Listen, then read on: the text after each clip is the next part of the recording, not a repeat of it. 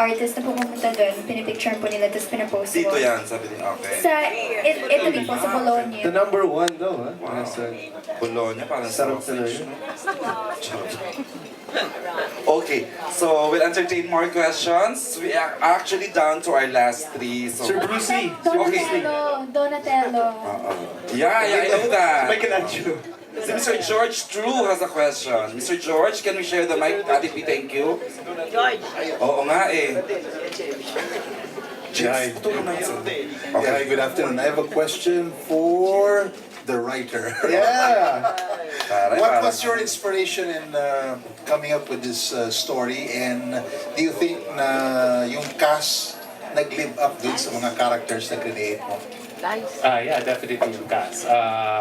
They say na ang script, ang story, ang screenplay is 50% and the rest is probably is for the director and for the actress, their rendition. When we went to Italy, nag-usap agad kami ni Cherie. Ang dami niyang tanong agad at ang sakit sa ulo kausap, pero okay naman. But the same thing with Ken, with Liza and Ken. That's the nice thing about this cast, our actors and actresses, because they're part of developing the story. Even Direk Bobot, may mga punchline siya sa napanood ko na yung Rushes, na it's quintessential Direk Bobot, na kahit ako natawa, na it's okay for me. Kaya nga sa susunod, hindi ko na isusulat yung lines ni Direk Bobot, siya na lang ang maglalagay. But in terms of inspiration, parang we've met, I've met several years ago a Filipino adopted by an Italian couple. Buong buhay niya, lumaki siya sa Italy. He was raised in Milan. And nakakatawa because he's now 30 and biglang may emptiness. It's the cliche, no? Lagi siyang minahanap until matikman niya yung yung spaghetti ng Filipino style. So it was an inspiration because yun nga, hindi niya nawala yung pagka-Pilipino niya. So I pitched it to our boss, kay Miss Des, kay Miss Lourdes Tanuangco. And then sabi namin na tara, idala natin kay Tita Malu. And then Tita Malu decided na this is for this kid. This will be perfect for them. And what a perfect, it's the better way para tapatan yung La Presa. Let's bring them to Italy. And in the end, when we pitched it to the management of Mang Charo, it was nice.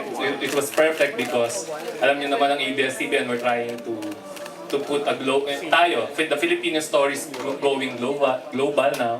So it's a perfect opportunity to tell this. Kasi more than the story of of Liza in Italy, marami tayong mga kwento doon ng yung yaya niya, na lumaki siya sa yaya niya na Filipino, and even the set of the Filipino, our overseas Filipino workers. It tells a lot about Italy and about the Filipino experience abroad.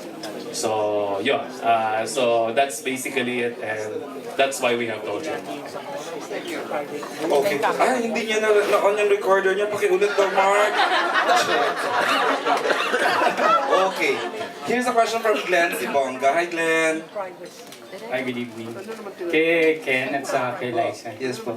Kay Saha at saka Ken, habang tumatagal pasikat kayo ng pasikat, pero gaano katindi yung, of course, yung pressure, yung, syempre, kumbaga, hindi lang sa telebisyon, pati sa mga pelikula nyo, nag-hit ang mga movies nyo.